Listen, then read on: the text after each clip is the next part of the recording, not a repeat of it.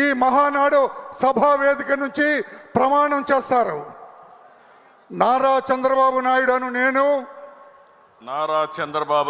నేను తెలుగుదేశం పార్టీ జాతీయ కమిటీ అధ్యక్షునిగా రాగద్వేషాలకు తావు లేకుండా కుల మత ప్రాంతాలకు అతీతంగా నాకు అప్పగించబడిన విధులను మనస వాచ కర్మేణ సమర్థవంతంగా నిర్వహిస్తానని దేవుని సాక్షిగా తెలియజేస్తున్నాను. తెలుగుదేశం పార్టీ కార్యకర్తల అభ్యున్నతికి మనోభావాలకు అనుగుణంగా వారి అభిష్టం మేరకు శాయశక్తులా కృషి చేస్తానని తెలుగుదేశం పార్టీ ప్రతిష్టతను పెంచడానికి నాపై మీరు ఉంచిన నమ్మకాన్ని వమ్ము చేయకుండా పనిచేస్తానని తెలుగుదేశం పార్టీ పతాక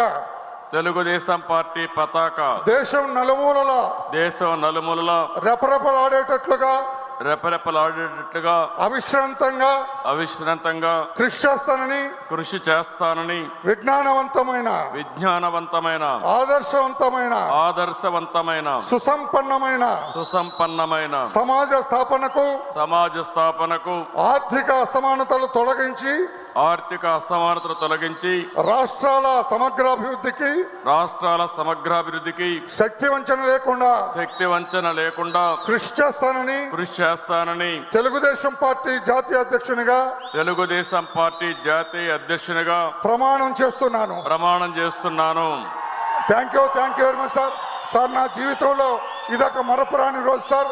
ఏమి సాధించావంటే నారా చంద్రబాబు నాయుడు గారిని జాతీయ అధ్యక్షుడిగా మహానాడు సభలో ఎంపిక చేసి ప్రమాణం చేయించానని గొప్పగా చెప్పుకునే అవకాశం నాకు ఇచ్చారు సార్.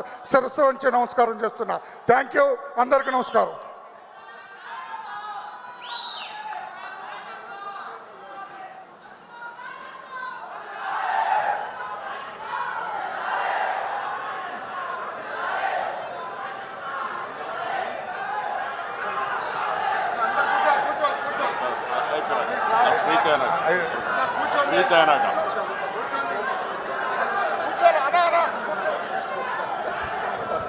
తెలుగుదేశం పార్టీ జాతీయ అధ్యక్షులుగా ఎన్నికైన మన నాయకుడు, మన ఆరాధ్య దైవం నారా చంద్రబాబు నాయుడు గారు ఇప్పుడు మనల్ని ఉద్దేశించి ప్రసంగిస్తారు. అందరూ కూడా శ్రద్ధగా విని ప్రసంగం పూర్తయ్యేంత వరకు ఎవరి స్థానాల్లో నుంచి వాళ్ళు కదలకోకుండా ఉండాలని మరొకసారి మీ అందరికీ విజ్ఞప్తి చేస్తా ఉన్నాం.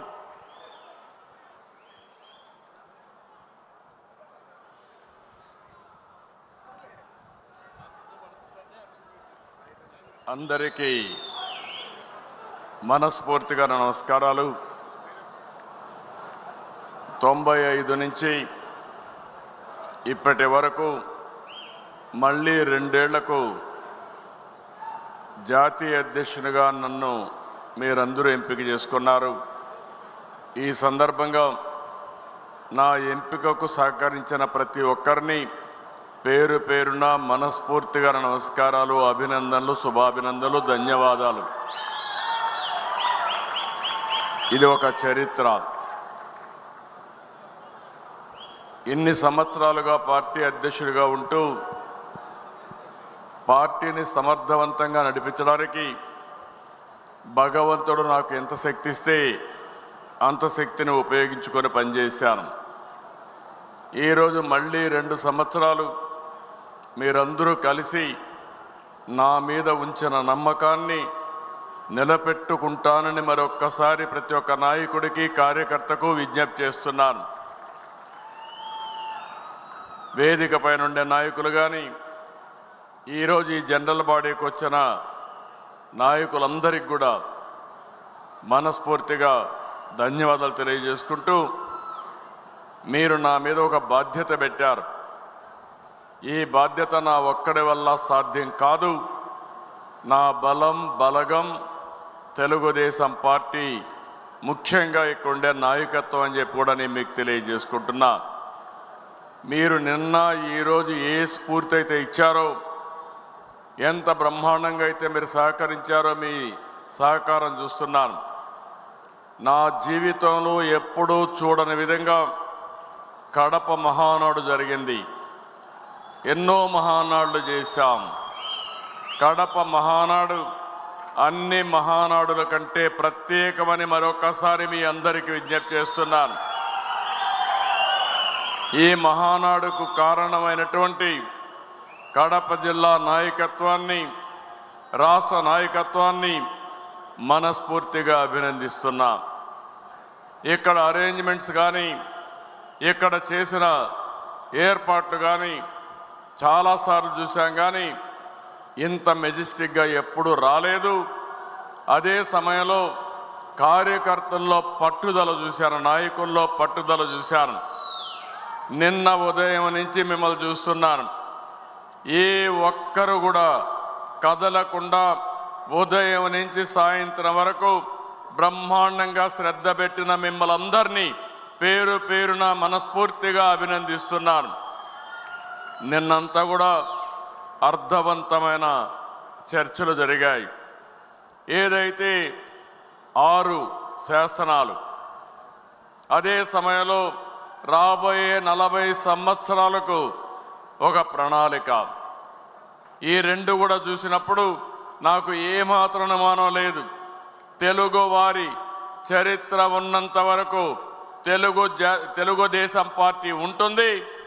తెలుగుదేశం పార్టీ ఎప్పుడు వారికి సేవలు అందించి అనునిత్యం తెలుగు జాతిని ఒకటే విషయం మనం గుర్తుపెట్టుకోవాలి. ప్రపంచంలో అగ్రస్థానంలో తెలుగు జాతిని పెట్టే శక్తి, సామర్థ్యం ఒక్క తెలుగుదేశం పార్టీకి తప్ప వేరే వాళ్ళకు లేదని మరొకసారి విజ్ఞప్తి చేస్తున్నారు. ఈరోజు ఉదయం నుంచి కూడా ఒక యుగ పురుషుడి యొక్క జన్మదినాన్ని మనం జరుపుకున్నాం. ఇవన్నీ ఒకసారి తలుచుకుంటే మనం ఇంత బ్రహ్మాండంగా ఏ విధంగా చేయగలుగుతున్నాం అనేది మనకే ఆశ్చర్యం వేసే విధంగా కార్యక్రమాలు అవుతున్నాయి. ఈరోజు మళ్ళీ కొన్ని తీర్మానాలు మనం చేసుకున్నాం. నిన్న విషయాలు నేను ఈరోజు ప్రస్తావించడం లేదు. మళ్ళీ రేపు మనకు పబ్లిక్ మీటింగ్ ఉంటుంది. ఈరోజు నిన్న మొన్న చూశారు, మొన్న వర్షాలు పెద్దగా పడ్డాయి. మహానాడు జరుగుతుందా లేదా అని అనుమానం వచ్చింది. కడాన వరుణ దేవుడు కూడా సహకరించి నిన్న ఉదయం నుంచి ఇప్పటి వరకు పూర్తిగా సహకరించాడు. నాకు నమ్మకం ఉంది రేపు కూడా సహకరిస్తాడు. మన మీటింగు దిగ్విజయంగా బ్రహ్మాండంగా జరుగుతుందనేది. అదే సమయంలో ఈరోజు మన అజెండా మనం చూసినప్పుడు లా అండ్ ఆర్డర్ పైన, ఈ తీర్మానం పైన చాలామంది మాట్లాడారు. తెలుగుదేశం పార్టీకి ఒక చరిత్ర ఉంది. నక్సలిజాన్ని రూపుమాపడానికి నిరంతరం పోరాడిన పార్టీ తెలుగుదేశం పార్టీ. రాయలసీమలో ఫ్యాక్షనిజాన్ని తుదముట్టించి అభివృద్ధికి దోహదం చేసిన పార్టీ తెలుగుదేశం పార్టీ. హైదరాబాద్లో మత ఘర్షణలు పూర్తిగా కట్టడి చేశాం. రౌడీజం లేకుండా చేశాం. ఆడబిడ్డలకు రక్షణ ఇచ్చాం. అలాంటి పార్టీ ఒక చరిత్ర ఉంది. మనం వస్తానే మళ్ళీ అందరిలో కొన్ని ఆలోచనలు ఉన్నాయి. 5 సంవత్సరాలు మనం చూసాం, ఆస్తులకు రక్షణ లేదు. ఎక్కడ చూసినా డ్రగ్స్ వచ్చాయి. గంజాయి పెంపకానికి ఏజెన్సీ ప్రాంతం ఒక అనువైన ప్రాంతంగా విలేజ్ కాటేజ్ ఇండస్ట్రీ మారిగా తయారు చేసే పరిస్థితికి వచ్చారు. పోలీస్ శాఖ నిర్వీర్యం చేశారు. ఆర్గనైజ్డ్ క్రైమ్ విపరీతంగా పెరిగిపోయింది.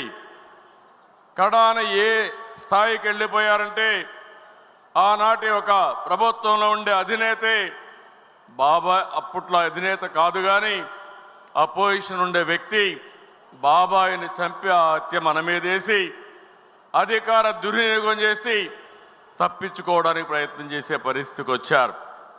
ఇవన్నీ చూసిన తర్వాత మనకు కొన్ని సవాళ్ళు వచ్చాయి. కానీ ఒకే ఒక విషయం ఈరోజు మీ అందరికీ హామీ ఇస్తున్నాను. లా అండ్ ఆర్డర్ అంటేనే తెలుగుదేశం పార్టీ వస్తే అందరికీ రక్షణ ఉంటుంది, దాంట్లో అనుమానమే లేదని మరొకసారి మీ అందరికీ విజ్ఞప్తి చేస్తున్నా. నేను మిమ్మల్ని కూడా ఒకటే కోరుతున్నా, లా అండ్ ఆర్డర్ మన చేతుల్లోకి మనం ఎవరు తీసుకోవాల్సిన అవసరం లేదు. తప్పులు చేసిన వాడు ఈ రోజైనా రేపైనా శిక్షకు అర్హుడే. అందుకే నేను హామీ ఇస్తున్నా, ఇక్కడుండే తెలుగుదేశం పార్టీ చట్టాన్ని గౌరవించే పార్టీ. నా కుటుంబ సభ్యులు ఎక్కడ కూడా నేరాలు లేకుంటే ఘోరాలు ఎప్పుడు చేయలేదు. ఆ క్రమశిక్షణ మీరు పాటించండి. ఎవరైనా తప్పు చేసిన వాడు మీ దగ్గర సమాచారం ఉంటే నేను ఎవ్వరినీ వదిలిపెట్టను. తప్పు చేసిన వాడి పట్ల చండ శాసనుడుగా ఉంటానని మరొక్కసారి మీ అందరికీ విజ్ఞప్తి చేస్తున్నాను. రెచ్చగొడతారు, రెచ్చిపోవలసిన అవసరం లేదు. అందుకే ఈ రాష్ట్రంలో లా అండ్ ఆర్డర్ కాపాడే బాధ్యత తీసుకుందాం. ఇప్పటికే మీరు చూస్తే గంజాయిని పూర్తిగా నియంత్రణ చేయడానికి ప్రయత్నం చేశాం. ఎక్కడికక్కడ ఈగల్ డిపార్ట్మెంట్ పెట్టి ప్రత్యేకమైన శ్రద్ధ పెట్టి నేను ఒకటే చెప్తున్నాను. నిన్న ఈరోజు కొంతమంది నాకు సూచనలు చేశారు. ఎవరైతే గంజాయి కానీ డ్రగ్స్ కానీ పట్టుబడితే అమ్మినా లేకపోతే వ్యాపారాలు చేసినా అలాంటి వాళ్ళందరినీ వాళ్ళ ఆస్తులు కాన్ఫిస్కేట్ చేసి అవన్నీ కూడా బాధితుల రీహాబిలిటేషన్ ఖర్చు పెట్టమని చెప్పారు. అది ఒక మంచి సజెషన్, తప్పకుండా ఆలోచిస్తానని చెప్పి నేను మీకు తెలియజేస్తున్నా. రెండో విషయం మనం ఆలోచిస్తే ఇరిగేషన్, సాగునీటి శాఖ. ఈరోజు తెలుగుదేశం పార్టీ మీరు ఒక్క విషయం గుర్తుపెట్టుకోవాలి. రాయలసీమ ఒకప్పుడు కరువు సీమ. అందరూ నాయకులు అన్నారు రాయలసీమ ఎడారిగా మారిపోతుందని. నేను ముఖ్యమంత్రిగా నేనే విట్నెస్ చేశాను. ఏదైతే రాయదుర్గ కాన్స్టిట్యున్సీ మన కాలవ శ్రీనివాసులు గారి నియోజకవర్గం ఎడారిగా మారిపోతూ ఉంటే దాన్ని ఎడారిగా మారిపోకుండా ఉండడానికి ప్రత్యేకమైన కార్యక్రమాలు చేపట్టాం. దేశంలో తక్కువ వర్షపాతం పడే జిల్లా అనంతపురం జిల్లా. అదే మరి రాయలసీమలో చాలామంది ఆశలుకున్నారు. కానీ ఈ సందర్భంగా మనం గుర్తుపెట్టుకోవాలి, రాయలసీమ ఎడారి కానీనని శపథం చేసి రాయలసీమకు నీళ్లు తెచ్చిన వ్యక్తి నందమూరి తారక రామారావు గారు. Telugu Ganga, Handri Neeva, Nagari, Galeru, KC canal modernisation కానీ ఇవన్నిటి కూడా ఆయన శ్రీకారం చుట్టాడు. ఆ తర్వాత నేను వచ్చిన తర్వాత దీని మీద ప్రత్యేకమైన శ్రద్ధ పెట్టాం. రాయలసీమ రాళ్లసీమ కాదు, కానీయం రాయలసీమను రత్నాల సీమగా తయారు చేస్తామని చెప్పిన పార్టీ, చెప్పిన వ్యక్తి నేనేనని చెప్పి మీకు తెలియజేస్తున్నా. అక్కడి నుంచి ప్రారంభించాం. ఈరోజు నేను చెప్తున్నా, ఈస్ట్ గోదావరిలో కోనసీమ కంటే అనంతపురం జిల్లా సంపదలో ముందుందంటే దానికి కారణం తెలుగుదేశం ప్రభుత్వం అని చెప్పి కూడా నేను మీకు తెలియజేస్తున్నా. ఈరోజు ఎన్డీఏ ప్రభుత్వం ఉంది. 14-19లో 12,400 కోట్ల రూపాయలు రాయలసీమ సాగునీటి ప్రాజెక్టులు ఖర్చు పెడితే గడిచిన ప్రభుత్వం 2,010 కోట్ల రూపాయలు ఖర్చు పెట్టి, అది కూడా ఎస్టాబ్లిష్మెంట్ ఖర్చు పెట్టి రాయలసీమకు ద్రోహం చేసిన పార్టీ అని చెప్పి నేను మీకు తెలియజేస్తున్నా. ఈ సంవత్సరం నేను వస్తానే ఒకటే ఆలోచించాను, హంద్రి నీవ వెడల్పు చేయాలి, చివరి భూములకు నీళ్లు ఇవ్వాలి. ఆర్థిక ఇబ్బందులు ఉన్నాయి, అయినా కూడా పర్వాలేదు, ఏ విధంగా చేయాలని ఒకేసారి ఒకే సంవత్సరం 3,800 కోట్ల రూపాయలు ఖర్చు పెడుతున్నాం. సమైక్య ఆంధ్రప్రదేశ్లో కూడా ఒకసారి ఇంత డబ్బులు ఎప్పుడూ ఖర్చు పెట్టలేదు.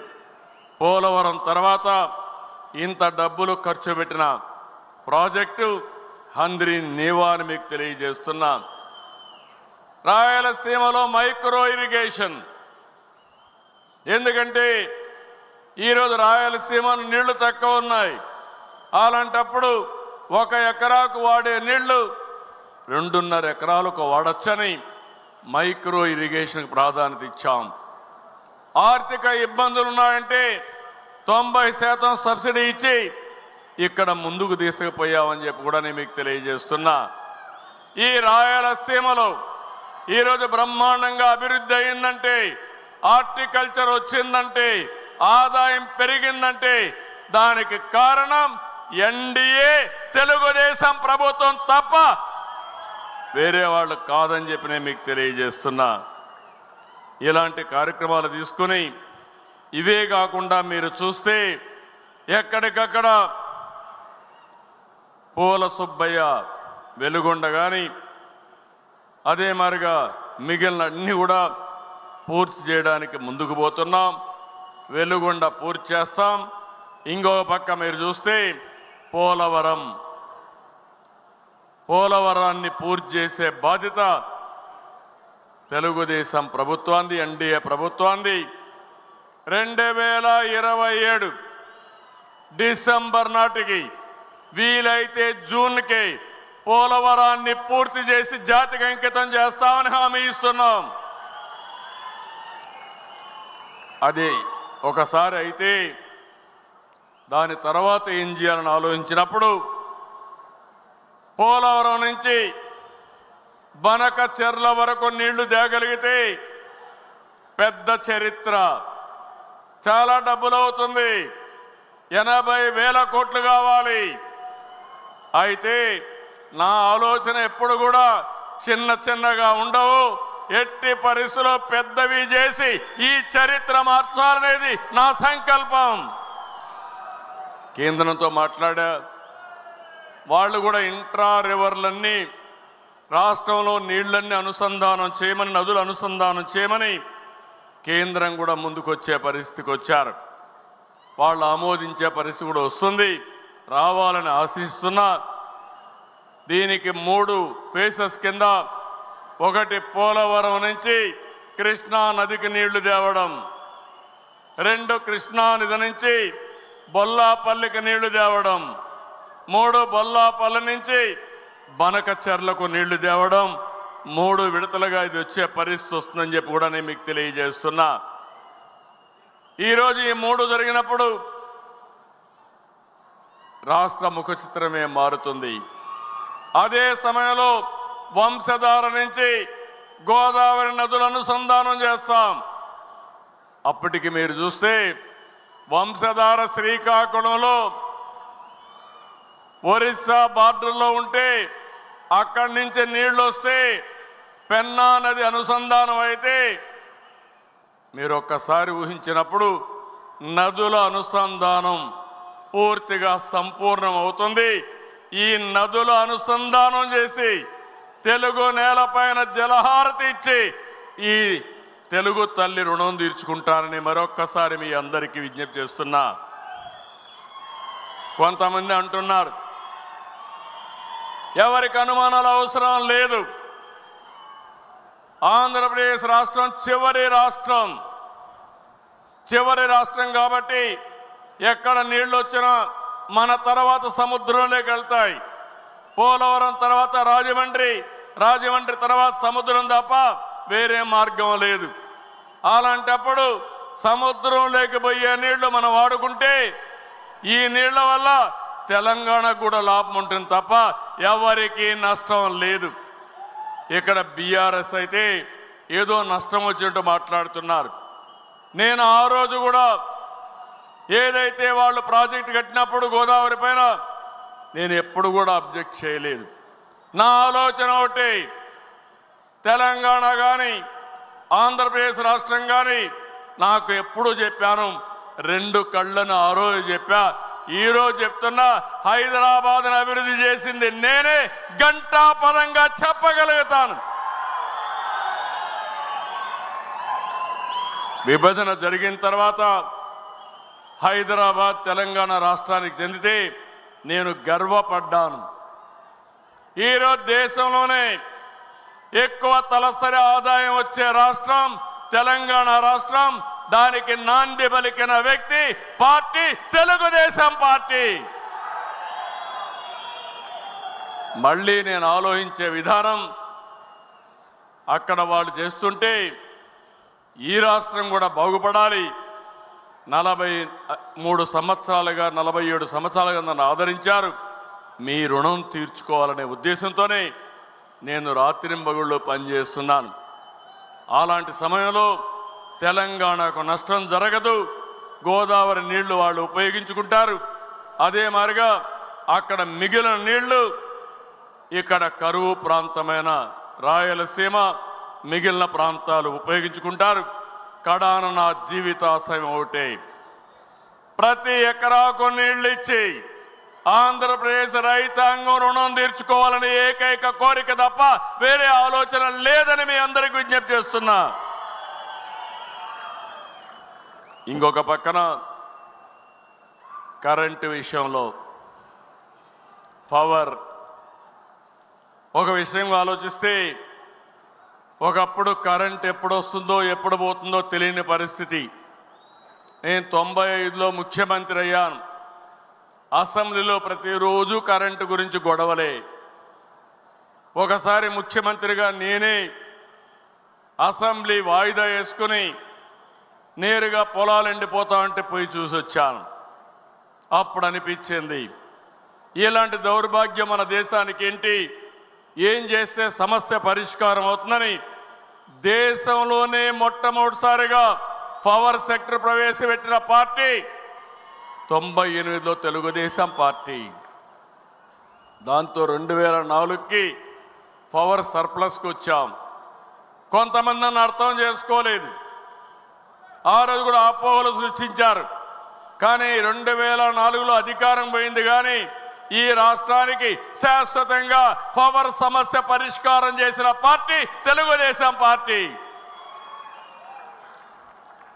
2004లో అధికారం వచ్చిన పార్టీ 10 ఏళ్ళు రాష్ట్రాన్ని పూర్తిగా నిర్వీర్యం చేశారు. 2014కి 22 మిలియన్ యూనిట్లు కొరత, 3 నెలల్లో కొరత అధిగమించి మిగులు కరెంటు ఉత్పత్తి చేశాం. సోలార్ విండ్ పైన ప్రాధాన్యత పెట్టాను. దాంతో ఖర్చు కూడా తగ్గే పరిస్థితి వచ్చింది. ఒక స్థాయిలో నేను ఒక స్టేట్మెంట్ ఇచ్చాను, 2 రూపాయలకే సోలార్ వస్తుందని. అందరూ నన్ను ఎగతాళి చేశారు. ఈరోజు మీరు చూస్తే 2 రూపాయలకు కానీ 2.40-50 పైసలకు వచ్చే పరిస్థితి వస్తూ ఉంది. కానీ సోలార్ ప్యానెల్స్ దొరికితే ఇంకా చౌకగా వచ్చే అవకాశం వస్తుంది. అదే సమయంలో ఇది కరెంట్ అంతా కూడా డే టైమే వస్తుంది, ఎండుంటే వస్తుంది, ఎండ లేకపోతే వచ్చే పరిస్థితి లేదు. మనం ఆ రోజన్నీ సెట్ చేశాం. కానీ మళ్ళీ 2019లో మనం ఓడిపోయిన తర్వాత మన మీద కక్షతో ఒప్పందాలను రద్దు చేసి చట్ట వ్యతిరేకంగా పనిచేసి కరెంటు తీసుకోకుండా 9,000 కోట్ల రూపాయలు కోర్టు ద్వారా ఆదేశాలు వస్తే మొట్టికాయలు వేస్తే 9,000 కోట్ల రూపాయలు పే చేశారు. ఉచితంగా వచ్చే కరెంటు వాడకుండా చేసి 9,000 కోట్ల రూపాయలు నష్టపరిహారం కట్టే పరిస్థితికి వచ్చారు. 5 సంవత్సరాలు వీళ్ళు చేసిన పనికి 1,12,422 కోట్ల రూపాయలు బకాయిలు అయిపోయినాయి. 9 సార్లు కరెంటు ఛార్జీలు పెంచారు. 32,166 కోట్ల రూపాయలు పెంచారు. మళ్ళీ నేను 4వసారి ముఖ్యమంత్రి అయితే మళ్ళా యథాస్థితే. అయితే ఈరోజు నేను ఒకటే ఆలోచిస్తున్నాను, మళ్ళీ ఈ రాష్ట్రంలో ఏమాత్రం కూడా కరెంటు కొరత లేకుండా చేయాలని, శాశ్వత పరిష్కారం తేవాలని ఈరోజు నేను కార్యక్రమాలు చేపట్టాను. ఆంధ్రప్రదేశ్ని క్లీన్ ఎనర్జీ, గ్రీన్ ఎనర్జీ హబ్గా తయారు చేస్తున్నాం. సోలార్కు ప్రాధాన్యత ఇచ్చాను, విండ్కు ప్రాధాన్యత ఇచ్చాం, పంపుడ్ ఎనర్జీ కూడా ప్రాధాన్యత ఇచ్చాం. 160 గిగావాట్లు కరెంటు ఉత్పత్తి చేయాలని లక్ష్యంగా పెట్టుకున్నాం. 10 లక్షల కోట్ల రూపాయలు పెట్టుబడులు వస్తాయి. దీనివల్ల 7,50,000 మందికి ఉద్యోగాలు వస్తాయి. ఇప్పటికే ఈ రంగంలో మీరు చూస్తే 6 లక్షల కోట్ల రూపాయల పెట్టుబడులు వచ్చాయి. 58 గిగావాట్ల కరెంటు గ్రీన్ కరెంట్ వచ్చే పరిస్థితి వస్తూ ఉంది. ఎన్టీపీసీ కానీ, హీరో ఫ్యూచర్ కానీ, ఆస్థా గ్రీన్ కానీ, ఎకోరన్, Tata power, Vedanta group, Reliance power, ACME, ReNew power, Evergreen లాంటివి చాలా వచ్చాయి. ఇవన్నీ మీరు చూస్తే రాయలసీమలో ఎక్కువ వస్తున్నాయి. ఇది ఒక గ్రీన్ ఎనర్జీ హబ్గా తయారవుతుంది. మనకు పోర్ట్లు ఉన్నాయి. ఏవైతే గ్రీన్ హైడ్రోజన్ కానీ అమోనియా తయారు చేసి ప్రపంచానికి గ్రీన్ ఎనర్జీ సత్తా ఎక్స్పోర్ట్ చేసే సత్తా మనకు ఉందని చెప్పి కూడా నేను మీకు తెలియజేస్తున్నా. ఒక పక్క బకాయిలు ఉన్నాయి. ఈరోజు ఒక్క విషయం రాష్ట్ర ప్రజలందరికీ విజ్ఞప్తి చేస్తున్నా. నేను ఎన్నికల కంటే ముందు చెప్పాను, ఖర్చు తగ్గిస్తా, సమర్థత పెంచుతా, కరెంటు ఛార్జీలు పెంచనని ఆ రోజే చెప్పాను. దానికి నేను కట్టుబడి ఉన్నానని మరొక్కసారి మీ అందరికీ విజ్ఞప్తి చేస్తున్నా. కానీ వీళ్ళు చేసిన అవకతవకలు, వాళ్ళు కరెంటు ఛార్జీలు పెంచి వెళ్ళారు. పెంచి వెళ్ళిన కరెంటు ఛార్జీలు ఇప్పుడు ప్రజలపైన పడ్డాయి. దానిపైన మనల్ని విమర్శిస్తున్నారు. అది మీ నిర్వాహకం తప్ప నాది కాదు. నేను వచ్చిన తర్వాత 2024 జూన్ 12 తర్వాత వాడిన కరెంటు ఛార్జీలు ఒక్క పైసా పెంచకుండా సమర్థత పెంచుతానని మరొక్కసారి విజ్ఞప్తి చేస్తున్నా. భవిష్యత్తులో కూడా ₹5.10 ఈరోజు 38 పైసలు దగ్గర ఆవరేజ్ ప్రొక్యూర్మెంట్ కాస్ట్ తగ్గించాం. రాబోయే ఈ సంవత్సరం 50 పైసలు తగ్గించాలని మళ్ళీ ఆలోచిస్తున్నా. రాబోయే సంవత్సరానికి ఎన్ని మార్గాలు ఉన్నాయో అన్ని ఆలోచిస్తున్నా. ఇక్కడ ఈ మహాసభలో ఉండే మిమ్మల్ని అందరినీ కోరుతున్నారు, ఏదైతే రూఫ్ టాప్ సోలార్ ప్రతి ఇంటి మీద కరెంటు పెట్టుకోవడం, మనం ఎస్సీలు ఎస్టీలు ఎవరైతే ఉన్నారో 200 యూనిట్లు తయారు చేయడానికి 2 కిలోవాట్ల పవర్ స్టేషన్ని ఉచితంగా వాళ్ళకి ఇస్తాం. ఒక్క పైసా వాళ్ళు పెట్టుకునే పనే లేదు. ఆ తర్వాత కరెంటు వాళ్ళు వాడుకొని మిగిలిస్తే దానికి కూడా ₹2.05 చొప్పున వాళ్ళకు డబ్బులు కూడా ఇస్తాం. ఇంకో పక్క బీసీలు ఉన్నారు, వాళ్ళందరికీ విజ్ఞప్తి చేస్తున్నాను. 2 కిలోవాట్లయితే ₹60,000 సబ్సిడీ, 3 కిలోవాట్లయితే ₹78,000 సబ్సిడీ. మీరు పెట్టుకోండి. నేను అదనంగా ₹20,000 వెనుకబడిన వర్గాలకు ఇస్తాను. దానివల్ల మీకు కావలసిన కరెంటు ఛార్జీలు కట్టే పరిస్థితే ఉండదు. దీనివల్ల మీకు కొంతవరకు వెసులుబాటు వస్తుంది. మూడో విషయం, ఇక్కడ నాయకులు ఉన్నారు, కార్యకర్తలు ఉన్నారు. నేను ఇక్కడుండే ఎమ్మెల్యేలు కూడా చెప్పాను, ప్రతి నియోజకవర్గంలో కనీసం 10,000 ఇండ్ల పైన సూర్యఘర్ పెట్టాలి, రూఫ్ టాప్ పవర్ పెట్టాలని చాలా స్పష్టంగా ఆదేశాలు ఇచ్చాను. ఇంకా మన వాళ్ళు అనుకున్నంత హుషారుగా ముందుకు పోవడం లేదు. నేను మిమ్మల్ని అడుగుతున్నా, ₹78,000 ఎవరికైనా ఇస్తాం. ఎస్సీలు అయితే 2 కిలోవాట్ల వరకు ఉచితంగా ఇస్తాం. బీసీలు అయితే 78,000 నుంచి 60,000 నుంచి 78,000, అది కాకుండా ఒక 20,000 ఇస్తాం. అంటే 98,000 వస్తుంది. మిగిలిన వాళ్ళందరికీ 60,000 వస్తుంది, 78,000 వస్తుంది. మీరందరూ కానీ మీ ఇండ్ల పైన కరెంటు పెట్టుకుంటే మీరు కరెంటు ఛార్జీలు కట్టే పరిస్థితి రాదని మరొకసారి విజ్ఞప్తి చేస్తున్నా. బ్యాంకులో మీరు డబ్బులు తీసుకోండి, మిగిలింది మీరు కాదనుకుంటే డిపార్ట్మెంటే పెట్టి మీకు ఇస్తారు. బ్యాంకుతో కూడా వడ్డీ మామూలుగా పెట్టి నెలవారీగా మీ బిల్లు కూడా అడ్జస్ట్ చేస్తారు. రెండోది, రాష్ట్రంలో ఉండి వ్యవసాయానికి ఉపయోగించే రైతులందరినీ కోరుతున్నాం, మీ పొలం దగ్గర మీ పంప్ సెట్ దగ్గర కుసుమ్ కింద మీరు సోలార్ పెట్టుకోండి, ఉచితంగా ఇస్తాం. మీరు కరెంటు వాడుకోండి, సర్ప్లస్ వస్తే గ్రిడ్కి ఇవ్వండి, మళ్ళీ మీకు ఎప్పుడు కావాలంటే ఇప్పుడు కరెంటు ఇస్తాం. ఇంకో పక్కన ఎవరైతే రైతులు ఉన్నారో మీరు కరెంటు ఉత్పత్తి చేసి మీ ఇంట్లోకి కూడా వాడుకునే ఏర్పాటు ఇస్తా. అవసరమైతే వాహనాలకు కూడా ఎలక్ట్రిసిటీ కన్వర్ట్ చేసుకొని వాడుకోవచ్చు. నేను అందుకని ఒక వినూత్నమైన మార్పులకు దోహదం చేస్తున్నా. అదే మీరు చూస్తే డెమోక్రటైజేషన్ ఆఫ్ పవర్ జనరేషన్. ఇక్కడ నేను అడుగుతున్నాను మన కార్యకర్తల్ని, మళ్ళీ ఈ అవకాశం మీకు రాదు. కేంద్రం 1 కోటి మందికే ఇవ్వడానికి 75,000 కోట్ల రూపాయలు సబ్సిడీ పెట్టారు. ఫస్ట్ కమ్ ఫస్ట్ సర్వ్డ్ కింద పెట్టారు.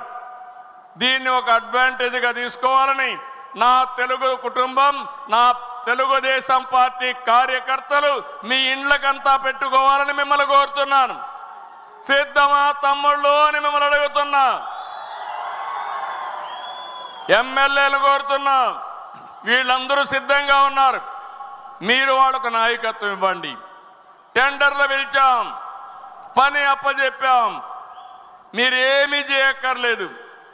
మీ ఇంటి పైన రూఫ్ టాప్ మీరు చూపిస్తే అక్కడ వచ్చి పెడతారు. మీ దగ్గర డబ్బులు లేకపోతే దాన్ని ఏ విధంగా అడ్జస్ట్ చేసుకోవాలో చేసుకుంటాం. కరెంటు ఛార్జీలు గణనీయంగా తగ్గుతాయి. వెనక నుండే వాళ్ళని కూడా కోరుతున్నాను, ఈ సంవత్సరం మొదటి 6 నెలల లోపల అందరి ఇండ్ల పైన సోలార్ ప్యానెల్స్ పెట్టుకుంటామని మీరందరూ కూడా గట్టిగా చప్పట్లు కూడా చెప్పండి. నమ్మకమేనా అని అడుగుతున్నా, పెడతారా అని అడుగుతున్నా. కరెంటు ఛార్జీలు కట్టలేక జోబీలు ఖాళీ అయిపోతున్నాయి. దీనికంటే మంచి ఆఫర్ రాదు. ఒక్కొక్కరు 1000, 2000, 3000 ఖర్చు పెడుతున్నారు. ఇది మంచి అవకాశం, దీన్ని ఉపయోగించుకోవాల్సిందిగా నేను మిమ్మల్ని కోరుతున్నా. ఇది కాకుండా ఇంకొక పక్కన మీరు ఒకసారి చూస్తే మొత్తం రాష్ట్రంలో అభివృద్ధి వికేంద్రీకరణ తెలుగుదేశం పార్టీ సిద్ధాంతం. అన్ని ప్రాంతాలు అభివృద్ధి కావాలి, అన్ని నియోజకవర్గాల అభివృద్ధి కావాలి, అన్ని గ్రామాల అభివృద్ధి కావాలి. రాష్ట్రం సమతుల్యంతో అన్ని ప్రాంతాలను అభివృద్ధి చేయడానికి కట్టుబడి ఉన్నామని చెప్పి కూడా నేను మీకు తెలియజేస్తున్నా. పరిశ్రమలు రావాలి, అభివృద్ధి జరగాలి. ఈరోజు దీనికోసం చూస్తే ఉత్తరాంధ్రని ఒక ఫైనాన్షియల్ హబ్గా తయారు చేసి విశాఖపట్నాన్ని ముందుకు పోతాం. విశాఖపట్నానికి మీరు ఒకసారి చూసినప్పుడు ఆంధ్రుల హక్కు, విశాఖ ఉక్కు, ఎన్నో ఉద్యమాలు జరిగాయి. వైఎస్ఆర్ కాంగ్రెస్ పార్టీ పట్టించుకోలేదు. నేను ముఖ్యమంత్రి అవుతానే మీరందరూ కూడా ఓట్లేశారు, ఎన్డీఏతో కలిశాం. దానివల్ల కేంద్రం కూడా ముందుకొచ్చి 11,440 కోట్ల రూపాయలు విశాఖపట్నం స్టీల్ ప్లాంట్కి ఇచ్చారు. మనం కూడా కరెంటు ఛార్జీలన్నీ మాఫీ చేసుకున్నాం. నీళ్లు కూడా ఛార్జెస్ అన్నీ రీషెడ్యూల్ చేశాం, సెక్యూరిటీ ఇచ్చాం. ఇలాంటివన్నీ మనం కూడా చేసి ఎట్టి పరిస్థితుల్లో విశాఖపట్నం స్టీల్ ప్లాంట్ క్లోజ్ కాకూడదు, ప్రైవేటు పరం కాకూడదని ఆలోచించి సెంటిమెంట్ ప్రకారం పనిచేస్తున్నాం. ఈరోజు విశాఖపట్నానికి ఇదే కాదు, విశాఖపట్నం జిల్లా ఒక స్టీల్ జిల్లాగా తయారవుతుంది, ఉక్కు నగరంగా తయారవుతుంది. విశాఖపట్నం స్టీల్ ప్లాంట్ ఉంది, పక్కనే ఆర్సీఆర్ మిథలైతే దగ్గర 1,50,000 కోట్ల రూపాయలు పెట్టి పెద్ద ఉక్కు ఫ్యాక్టరీ పెడుతున్నాడు. అక్కడ స్టీల్ నగరమే తయారయ్యే అవకాశం వస్తుంది. ఈ రెండే కాదు, ఐటీ మినిస్టర్ గారి ఆధ్వర్యంలో టీసీఎస్ అయితే 20,000 మందికి ఉద్యోగాలు ఇవ్వడానికి ముందుకు వచ్చారు. ఇంకో పక్క గూగుల్ వస్తుంది. ఈ రెండు వస్తే విశాఖపట్నం ఒక నాలెడ్జ్ హబ్గా తయారవుతుందని చెప్పి కూడా నేను మీకు తెలియజేస్తున్నా. ఇది కాకుండా ఏదైతే విశాఖపట్నంలో రైల్వే జోన్ వచ్చింది, ఫార్మా సిటీ వచ్చింది, ఫార్మా కంపెనీలు వస్తున్నాయి. ఇవన్నీ కానీ వస్తే విశాఖపట్నం భోగాపురం ఎయిర్పోర్ట్ పూర్తవుతుంది, మెట్రో కూడా వస్తుంది, ఆ ప్రాంత అభివృద్ధి అవుతుంది. ఇక రాయలసీమలో మీరు ఒక్కసారి గుర్తుపెట్టుకోవాలి, రాయలసీమ నేను ఒకటే హామీ ఇస్తున్నా, రేపు కూడా మీటింగ్లో నేను చెప్తాను ఏమేం చేయబోతారని. ఈ రాయలసీమని రాష్ట్రానికి అగ్రపీఠాన్న పెట్టే బాధ్యత తెలుగుదేశం పార్టీ తీసుకుంటాం.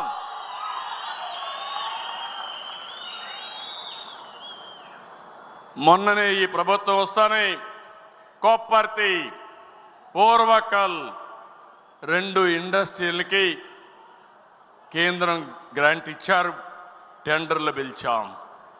ఇంకో పక్క మీరు చూస్తే హంద్రి నీవా పూర్తి చేసి రిజర్వాయర్ కట్టి కియా మోటార్ తెచ్చిన ఘనత తెలుగుదేశం పార్టీది, తెలుగుదేశం ప్రభుత్వానిది. ఇప్పుడు నేను ఆలోచించేది రాయలసీమలో పెద్ద ఎత్తున పరిశ్రమలు రావాలి. నిన్నే చూశారు, నేను కేంద్రం దగ్గరికి వెళ్ళి ఈరోజు మనం ఒకసారి చూసినప్పుడు ఏరోస్పేస్ ఇండస్ట్రీస్ ఉన్నాయి, విమానాలు తయారు చేసేటివి ఉన్నాయి, డిఫెన్స్కి విమానాలు కావాలి, సివిల్ ప్రయాణం చేయాలంటే విమానాలు కావాలి. అలాంటి విమానాలు తయారు చేసే ప్రదేశానికి అనువైనది అనంతపూర్ జిల్లా లేపాక్షి ప్రాంతం అని చెప్పి కూడా నేను మీకు తెలియజేస్తున్నా. నేను ఆ మాట అడిగాను. ఆ మాట అడిగితే కర్ణాటకలో ఉండేవాళ్ళు కొంతమంది అంటున్నారు బెంగళూరులో ఉండే హెచ్ఏఎల్ నేను ఏదో షిఫ్ట్ చేయాలని కోరానని.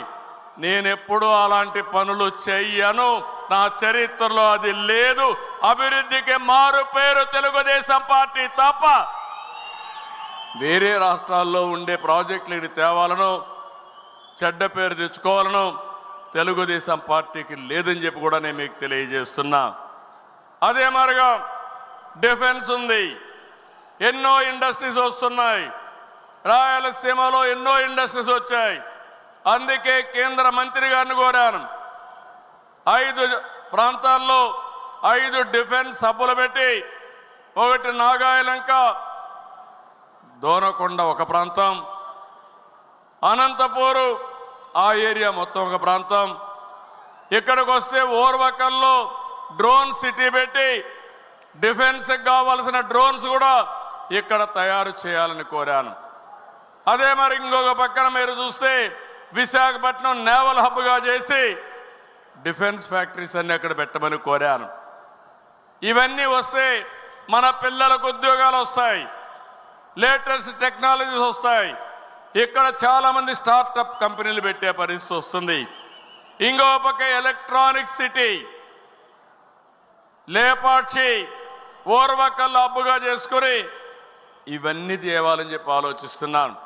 నేను చెప్పే ఇవన్నీ కానీ వస్తే రాయలసీమ ఒక పక్క హార్టికల్చర్ హబ్గా, ఇంకొక పక్క హై టెక్నాలజీ హబ్గా తయారవుతుందని మీ అందరికీ విజ్ఞప్తి చేస్తున్నా.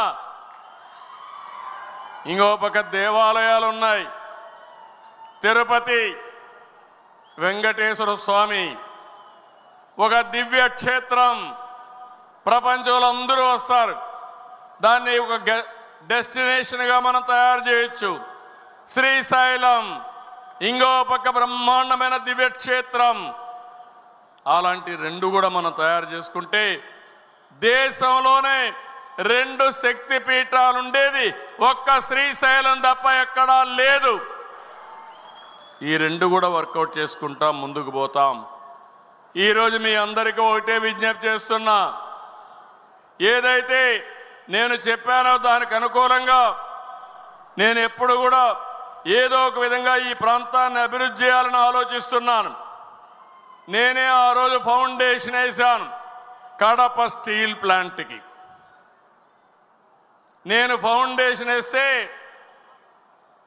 మళ్ళీ వీళ్ళు వచ్చి దాన్ని కొట్టేసి నేనేదో పొడస్తానని మళ్ళా వచ్చి ఇంకో ఫౌండేషన్ వేశాడు.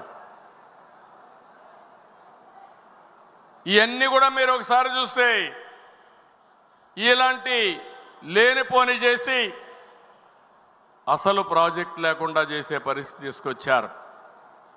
మొన్ననే నేను వచ్చినప్పటి నుంచి మాట్లాడుతున్నా, గట్టిగా మాట్లాడా. ఈరోజు మీకు హామీ ఇస్తున్నా, కడప మహానాడులో ప్రతినిధుల మహాసభలో మీ అందరికీ హామీ ఇస్తున్నా, 10 రోజుల్లో కడప స్టీల్ ప్లాంట్ పని ప్రారంభమవుతుందని అనౌన్స్ చేస్తున్నా.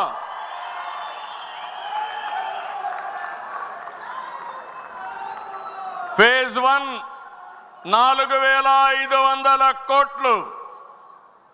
భగవంతుడు కరుణిస్తే ఫేజ్ 2 కూడా ఇంకొక 4,500 కోట్లు. 9,000 కోట్ల రూపాయలతో రాయలసీమ స్టీల్ ప్లాంట్ వస్తే ఫేజ్ 1 పూర్తి చేసుకోగలిగితే ఫేజ్ 2 కూడా సుజావుగా వస్తుంది. దీనివల్ల 3 MTPA కెపాసిటీతో ముందుకు పోవాలనుకుంటున్నాం. 3,000 మందికి ఉద్యోగాలు వస్తాయి. మొన్నే జిందాల్తో మాట్లాడా. నేను ఒకటే చెప్పాను, ఇంకా ఏమాత్రం కూడా డిలే కాకుండా జూన్ 12వ తారీఖుకి ఈ ప్రభుత్వం వచ్చి 1 సంవత్సరం అవుతుంది. అంత లోపలనే మీరు ప్రారంభించండి. అవసరమైతే నేను కూడా వచ్చి కొబ్బరికాయ కొడతాను తప్ప మళ్ళీ ఫౌండేషన్ అయ్యను, మళ్ళీ నేనే వచ్చి ఇనాగరేషన్ చేస్తాను, ప్రారంభం చేస్తానని చాలా స్పష్టంగా చెప్పాను. అది మన యొక్క పట్టుదల. ఈ రాష్ట్రానికి కొన్ని వనరులు ఉన్నాయి. ఆ వనరులు ఉపయోగించుకొని మనం అభివృద్ధిలో ముందుకు పోవాల్సిన అవసరం ఉంది. మన మీద ఒక నమ్మకం ఉంది. దేశంలోనే 1 సంవత్సరంలో ఇంత పెద్ద ఎత్తున పెట్టుబడులు రాలేదు. మొన్నటి వరకు ఈజ్ ఆఫ్ డూయింగ్ బిజినెస్ మాట్లాడాం. ఇప్పుడు నేను మాట్లాడేది స్పీడ్ ఆఫ్ డూయింగ్ బిజినెస్ మాట్లాడుతున్నా. ఎమ్మెల్యేలకు కూడా చెప్పాను, 175 నియోజకవర్గాల్లో ఇండస్ట్రియల్ పార్క్స్ పెట్టాలి. అక్కడ ఇండస్ట్రీస్ని ప్రమోట్ చేయాలి. ప్రతి ఒక్క ఇంటికి ఒక ఎంటర్‌ప్రెన్యూర్ని తయారు చేయాలి. రతన్ టాటా ఇన్నోవేషన్ హబ్ పెడుతున్నాం. అమరావతిలో హెడ్ క్వార్టర్ ఉంటుంది. విశాఖపట్నం, రాజమండ్రి, విజయవాడ, తిరుపతి, అనంతపురం కేంద్రాలుగా 5 హబ్బులు ఉంటాయి. ప్రతి ప్రాంతాన్ని అభివృద్ధి చేయడం ఒక ధ్యేయంగా పెట్టుకొని ముందుకు పోతున్నామని చెప్పి కూడా నేను మీకు తెలియజేస్తున్నా. అదే సమయంలో రోడ్లు మీరు చూశారు, మొత్తం గుంతలు చేసి రోడ్లన్నీ అధ్వానం చేస్తే నేను ఒకే మాట చెప్పా, తెలుగుదేశం వస్తానే రోడ్లు బాగా చేస్తామని చెప్పి ఒకేసారి పార్ట్ హోల్ ఫ్రీ రోడ్స్ చేసిన పార్టీ ఎన్డీఏ అని చెప్పి కూడా నేను మీకు తెలియజేస్తున్నా. ఏం తమ్ముళ్ళు, రోడ్లు బాగున్నాయా లేదా, ఇంప్రూవ్ అయినాయా లేదా అని మిమ్మల్ని అడుగుతున్నా. రోడ్లన్నీ గుంతలు తవ్వేస్తే ఈరోజు రోడ్లు బాగా చేశాం. నేను ఒకటే హామీ ఇస్తున్నా, R&B రోడ్స్కి ప్రాబ్లం లేదు. వినూత్నంగా ఆలోచిస్తున్నా. One of the best logistics హబ్గా ఆంధ్రప్రదేశ్ని తయారు చేయాలని దగ్గర 1,20,000 కోట్ల రూపాయలు నేషనల్ హైవేస్ పైన ఖర్చు పెడుతున్నాం. దగ్గర 90,000 కోట్ల రూపాయలు రైల్వేస్ మీద ఖర్చు పెడుతున్నాం. R&B రోడ్స్ని పూర్తిగా ఇచ్చేస్తాం. తెలుగుదేశం పార్టీ హయాంలో 24,000 కిలోమీటర్లు గ్రామాల్లో సిమెంట్ రోడ్లు వేసిన పార్టీ తెలుగుదేశం పార్టీ అని చెప్పి కూడా నేను మీకు తెలియజేస్తున్నా. ఇవన్నీ కూడా మనం చేసి టూరిజానికి ఎక్కువ ప్రాధాన్యత ఇస్తున్నాం. భవిష్యత్తుదంతా కూడా టూరిజమే. నేను ఎప్పుడో మాట్లాడా, all isms are over. Communism లేదు, క్యాపిటలిజం లేదు, సోషలిజం లేదు. రాబోయే రోజుల్లో ఉండబోయేది ఒకే ఇజం, అది టూరిజం అని ఎప్పుడో చెప్పా.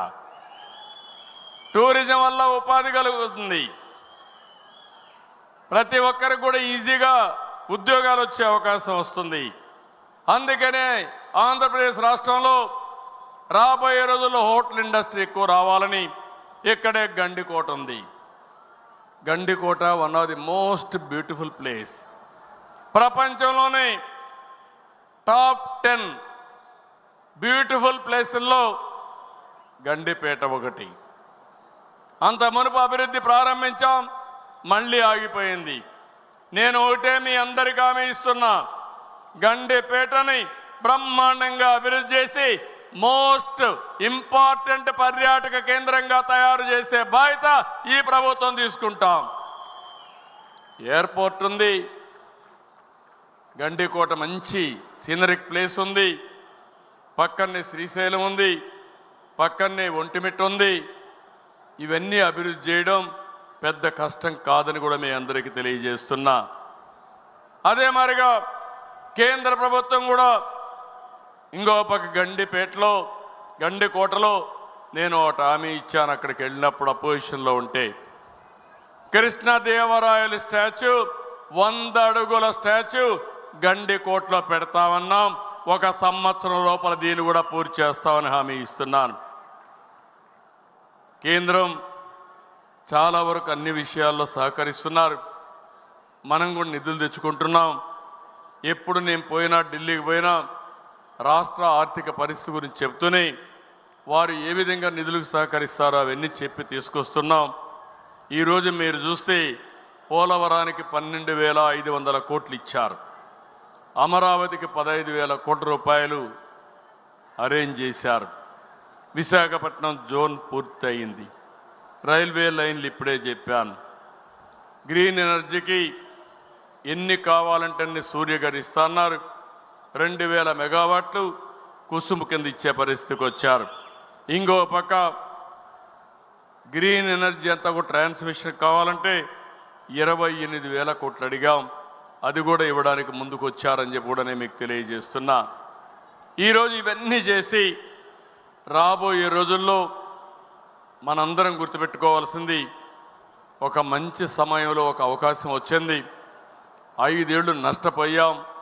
మళ్ళీ నేనొక్కరే పనిచేయడం కాకుండా మీరు, నేను అందరం కలిసి పనిచేస్తే ఈ రాష్ట్రానికి మంచి రోజులు వస్తాయని చెప్పి కూడా నేను మీకు తెలియజేస్తున్నా. అదే సమయంలో చివరి రోజు కాబట్టి ఒకసారి ఎలక్షన్ మేనిఫెస్టో మీరు చూస్తే యువగళం పేరే మన ప్రజాగళం, మన ఎలక్షన్ మేనిఫెస్టో. సూపర్ 6లో ఇప్పటికే మీరు ఒకసారి చూస్తే ప్రతి ఇంటికి 3 గ్యాస్ సిలిండర్లు ఇచ్చాం. అదే మరిగా మనం ఇచ్చిన హామీలన్నీ కూడా తొందరలోనే పూర్తి చేస్తున్నాం. 3 కార్యక్రమాలను ఈరోజు తీసుకుంటున్నాం. ఇమ్మీడియట్గా స్కూల్స్ తెరిసే లోపల తల్లికి వందనం ఇచ్చి ఆడబిడ్డల రుణం తీర్చుకుంటాం. కేంద్రం ఎప్పుడు ఇచ్చినా అన్నదాత ఇప్పటి నుంచి 3 ఇన్స్టాల్మెంట్స్లో 20,000 రూపాయలు నా రైతు అకౌంట్లో పడే బాధ్యత ఈ ఎన్డీఏ ప్రభుత్వం తీసుకుంటుంది. ఆగస్టు 15 నుంచి మా ఆడబిడ్డలు ఉచిత ప్రయాణం ఏర్పాటు చేస్తామని మరొకసారి హామీ ఇస్తున్నా. రేపు రాబోయే రోజుల్లో ఆడబిడ్డలకి వంట గ్యాస్కి ఇచ్చే డబ్బులు నేరుగా 4 నెలలకు ఒకసారి మీ అకౌంట్లోనే డబ్బులు వేసేస్తారని కూడా హామీ ఇస్తున్నా. అప్పుడప్పుడు మీరు ఇంట్లో పోయినప్పుడు, నాయకులు పోయినప్పుడు పేదవాళ్ళ ఇంట్లోకి వెళ్ళి ఒక కాఫీ పెట్టి మీరు కూడా తాగి ఈ సిలిండర్ మనమే ఇచ్చాం, గ్యాస్ మనమే ఇచ్చామని మీరు చెప్పే బాధ్యత తీసుకోమని మిమ్మల్ని అందరినీ కోరుతున్నా. ఎప్పుడు కూడా కార్యక్రమాలతో మీరు అసోసియేట్ కావాలి, గుర్తు చేయాలి. అప్పుడే మనకు మంచిది వస్తుంది. అదే మరిగా అన్నా క్యాంటీన్ బ్రహ్మాండంగా జరుగుతూ ఉంది. పేదవాడికి కడుపు నిండా తిండి పెడితే సహించలేని వ్యక్తులు రాజకీయాల్లో ఉండడం రాజకీయాలకే అనర్థం అని చెప్పి కూడా నేను మీకు తెలియజేస్తున్నా. వచ్చిన వెంటనే 200 క్యాంటీన్లు పెట్టాం. అవసరమైతే ప్రతి నియోజకవర్గంలో క్యాంటీన్ పెట్టి పేదవాళ్లకు ఉచితంగా భోజనం పెట్టే కార్యక్రమాన్ని తీసుకుంటాం. 21 దేవాలయాల్లో, ఒక తిరుపతి దేవాలయమే కాదు, 21 దేవాలయాల్లో ప్రతి దేవాలయం దగ్గర ప్రసాదం పెట్టే కార్యక్రమం, అన్నదానం పెట్టే కార్యక్రమాన్ని కూడా ఏర్పాటు చేశామని చెప్పి కూడా నేను మీకు తెలియజేస్తున్నాను. ఇవి చేస్తూనే త్రాగునీటి సమస్య జటిలం చేశారు. కేంద్రం డబ్బులు ఇచ్చింది జేజేఎం కింద, కేంద్రం డబ్బులు ఇచ్చింది అర్బన్ ఏరియాలో అమృత్ కింద. ఇవి తేకుండా, ఖర్చు పెట్టకుండా ఫండ్స్ అన్ని డైవర్ట్ చేసి కేంద్రం మనల్ని బ్లాక్ లిస్ట్లో పెట్టే పరిస్థితికి వచ్చారు. స్కీమ్ కూడా అయిపోయే పరిస్థితి వచ్చింది. మొన్న మళ్ళా నేను వెళ్ళి వాళ్ళకి గట్టిగా చెప్తే ఎక్స్టెన్షన్ కోసం పెట్టే పరిస్థితికి వచ్చారు. అది వస్తే కూడా కొత్త కార్యక్రమాలు రాకపోతే మనకి ఇబ్బందులు వస్తాయి. కొన్ని రాష్ట్రాలు 1,00,000 కోట్లు ఖర్చు పెట్టుకుంటే మన రాష్ట్రం 2,000 కూడా ఖర్చు పెట్టలేదు. ఇలాంటి సమస్యలు ఉన్నాయి. దాన్ని అధిగమిస్తామని చెప్పి కూడా నేను మీకు తెలియజేస్తున్నా. మెగా డిఎస్సి మొదటి సంతకం పెట్టాం. మళ్ళీ స్కూల్స్ తెరిసే లోపలనే, లేకుంటే 10 రోజులు అటు ఇటు ఇమ్మీడియట్గా రిక్రూట్ చేయడమే కాకుండా వాళ్ళకు పోస్టింగ్స్ ఇచ్చే బాధ్యత ఎడ్యుకేషన్ మినిస్టర్ తీసుకుంటారు. అది కూడా అవుతుందని చెప్పి కూడా నేను మీకు తెలియజేస్తున్నా.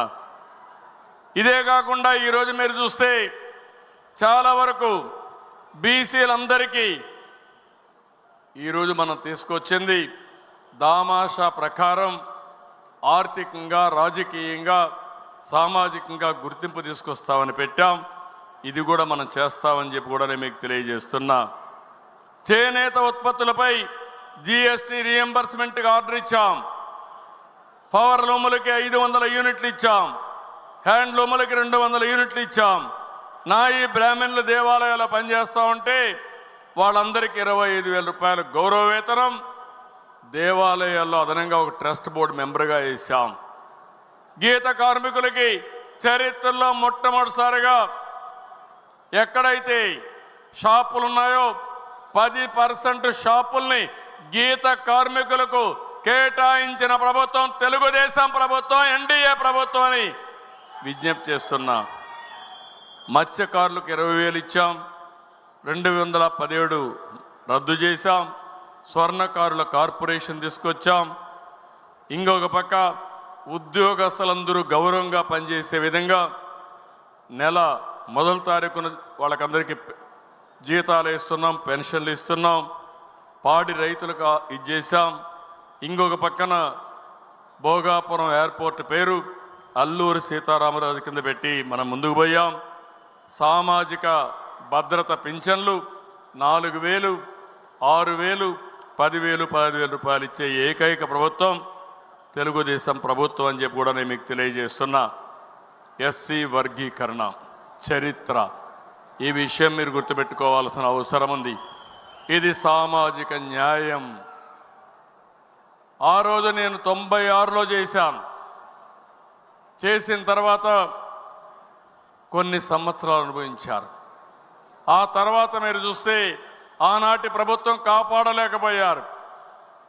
సుప్రీంకోర్టులో కొట్టేస్తే పోరాడి మొన్నే సుప్రీంకోర్టు ఇది కరెక్ట్ అయిన నిర్ణయం అని చెప్తే వచ్చిన వెంటనే మళ్ళీ 2025లో ఎస్సీ కేటగరైజేషన్ చేసిన ఘనత తెలుగుదేశం ప్రభుత్వం అందని చెప్పి కూడా నేను మీకు తెలియజేస్తున్నా. అదే మరిగా మైనారిటీస్కి కూడా ముస్లిం సోదరులకు హామీ ఇస్తున్నా. వక్ఫ్ బోర్డు ఆస్తులు కాపాడుతాం, మైనారిటీ సోదరులకు అండగా ఉంటాం. మౌజుములకి, ఇమాములకి జీతాలు పెంచాం, రెగ్యులర్గా ఇస్తాం. అదే మరి ఇక్కడ హాజ్ హౌస్ను పూర్తి చేస్తాం, అమరావతిలో హాజ్ హౌస్ను పూర్తి చేస్తామని మైనారిటీ సోదరులందరికీ హామీ ఇస్తున్నా. క్రిస్టియన్స్కి కూడా పాస్టర్ జీతాలు పెంచాం. అదే మరి ల్యాండ్ టైటిలింగ్ యాక్ట్ రద్దు చేశాం. ఈ విధంగా మీరు చూసుకుంటే రేషన్ పంపిణీ విధానాన్ని కూడా సమీక్షించమని కోరారు. మనం ఎలక్షన్ మేనిఫెస్టోలో చెప్పాం, ఏవైతే వాహనాలు పెట్టి రీసైక్లింగ్ చేసే పరిస్థితి వచ్చారు, అందుకే దాన్ని కూడా రద్దు చేశామని చెప్పి కూడా నేను మీకు తెలియజేస్తున్నా. ఈరోజే కేంద్ర ప్రభుత్వం చూస్తే బద్వేలు నుంచి నెల్లూరు వరకు 3,700 కోట్ల రూపాయలతో రోడ్డు కూడా వేసే పరిస్థితికి వచ్చారు, శాంక్షన్ చేసే పరిస్థితికి వచ్చారు. అక్వాకైతే ₹1.50 కరెంట్ ఇస్తామని మాట నిలబెట్టుకున్న పార్టీ తెలుగుదేశం పార్టీ అని చెప్పి నేను మీకు తెలియజేస్తున్నా. అమరావతిని ప్రజా రాజధానిగా పట్టాలెక్కిచ్చాం. ఇలాంటివన్నీ కూడా దేవాలయాల్లో బ్రాహ్మిన్స్కి అయితే డైరెక్టర్గా ట్రస్టీ మెంబర్గా పెట్టాం. 50,000 రూపాయల ఆదాయం పైన ఉంటే 15,000 రూపాయల వరకు ఆన్రోరియం పెంచాం. 50,000 కంటే తక్కువ ఉంటే 10,000 రూపాయల 5,000 నుంచి 10,000 రూపాయల వరకు పెంచాం. ఇంకో పక్క వేద విద్యను అభ్యసించిన నిరుద్యోగులకి యువగళం కింద 3,000 రూపాయలు ఇచ్చాం. ఈ విధంగా మీరు చూస్తే మన ఎలక్షన్ మేనిఫెస్టోని ఎక్కడికక్కడ మనం అధ్యయనం చేసుకుంటూనే ఎన్ని చేయగలుగుతామో అన్ని చేసుకుంటూ మనం ముందుకు పోతున్నాం. మనం జవాబుదారితనం, నా హైకమాండ్ అయిన కార్యకర్తలు ప్రజలేనని చెప్పి నేను మీ అందరికీ విజ్ఞప్తి చేస్తున్నా. ఇవి చేసిన తర్వాత రేపేట మనకు పబ్లిక్ మీటింగ్ ఉంది, మిగిలిన విషయాలు అక్కడ మాట్లాడుకుందాం. ఈరోజు మీ ముందర ఇంకొక విషయం, మన పార్టీ ఎప్పుడు కూడా మన మీదనే ఆధారపడతాం, నిధులు కూడా మనమే సమీకరించుకుంటాం. నిన్న నేను చెప్పాను, ఈరోజు కొత్తగా మళ్ళీ చూస్తే కేసినేని శివనాథ్ 25 లక్షలు, ఎద్దులపల్లి సుబ్రహ్మణ్యం 10 లక్షలు, సింధూరారెడ్డి పల్లె 10 లక్షలు, బాలసుబ్రహ్మణ్యం 5 లక్షలు, ఖమ్మంపాటి రామ్మోహన్ రావు 25 లక్షలు, తోట రామలక్ష్మి 5 లక్షలు, కనుమూరి భరత్ 20 లక్షలు, భాష్యం ప్రవీణ్ 43 లక్షలు, గంగప్ప గారి లక్ష్మీనారాయణ 1 లక్ష, బొబ్బా గోవర్ధన్ 10 లక్షలు, కొమ్మలపాటి శ్రీధర్ 10 లక్షలు, దేవినేని చందు 10 లక్షలు, వసంత కృష్ణప్రసాద్ 10 లక్షలు, యార్లగడ్డ వెంకట్రావు 10 లక్షలు,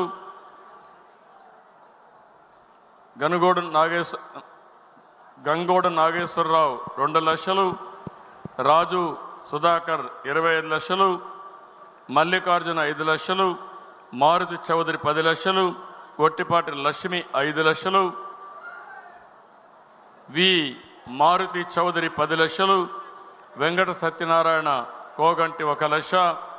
ఈరోజు వచ్చిన డబ్బులు చూస్తే 3,24,116 రూపాయలు వచ్చింది. నిన్న దగ్గర నిన్న నేను చెప్పాను మీ అందరికీ, నిన్న మీరు చూస్తే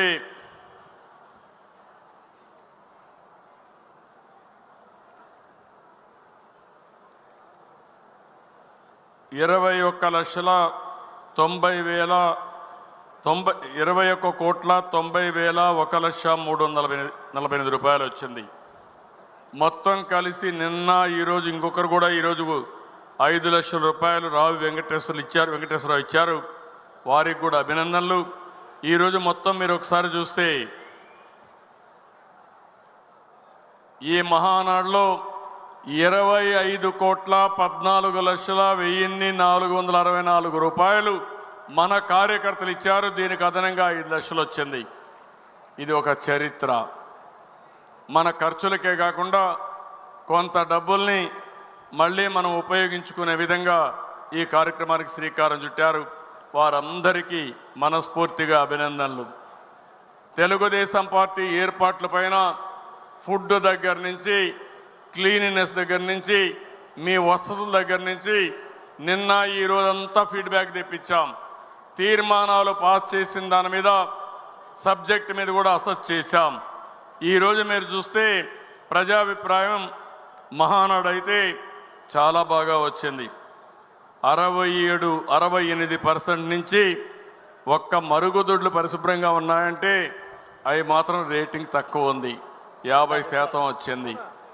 అంటే అవన్నీ కూడా కమిటీలు పంపిస్తా వండర్ఫుల్ అరేంజ్మెంట్ చేశారు, చాలా బాగా శ్రద్ధ పెట్టారు. నిన్న ఈ రోజుకి చాలా బాగా మార్పు వచ్చింది. ఇంకో పక్కన మీరు చూస్తే ఈరోజు కూడా నిన్న కంటే ఈరోజు బాగా ఇంప్రూవ్ అయింది. ఆ విధంగా మనం చూస్తే నిన్న 50% ఉండేది, ఈరోజు 60-65%కి వెళ్ళింది. 77 నుంచి 67%కి వచ్చింది.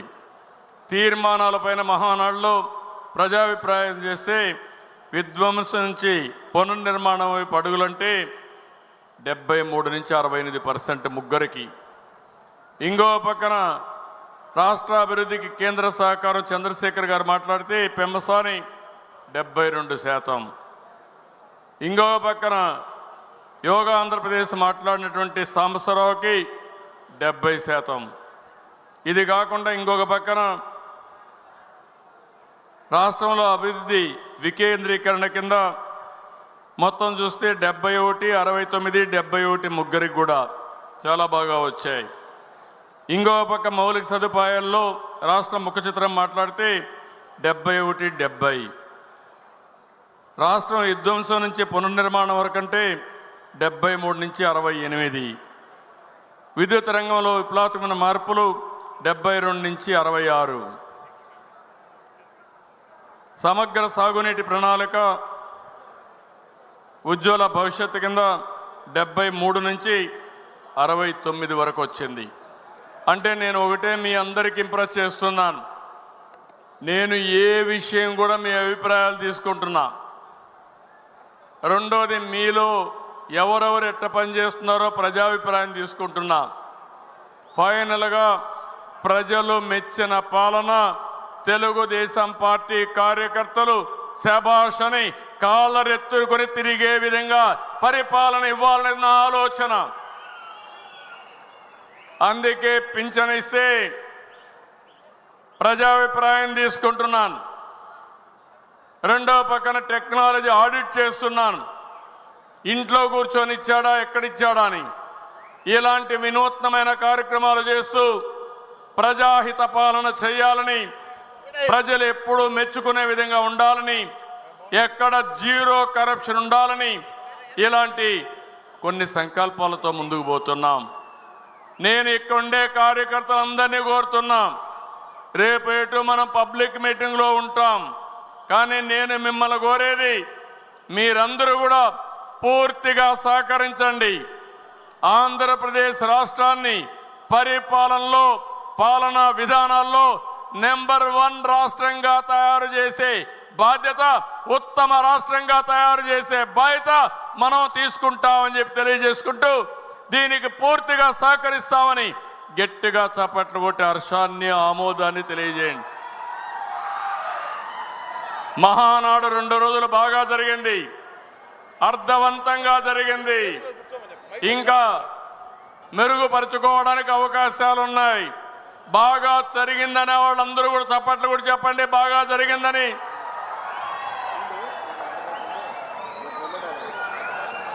శభాష్. మీ అందరి అభిమానంతో రాబోయే రోజులు ఇంకా కార్యక్రమాలు అర్థవంతంగా చేస్తామని హామీ ఇస్తూ, మరొక్కసారి నిన్న ఈరోజు మీరు చూపించిన శ్రద్ధ, అభిమానానికి, నన్ను కూడా ఏకగ్రీవంగా పార్టీ అధ్యక్షుడిగా ఎంపిక చేసుకున్నందుకు ప్రతి ఒక్క వ్యక్తికి పేరు పేరున అభినందనలు, ధన్యవాదాలు, కృతజ్ఞతలు. జై హింద్, జై తెలుగుదేశం.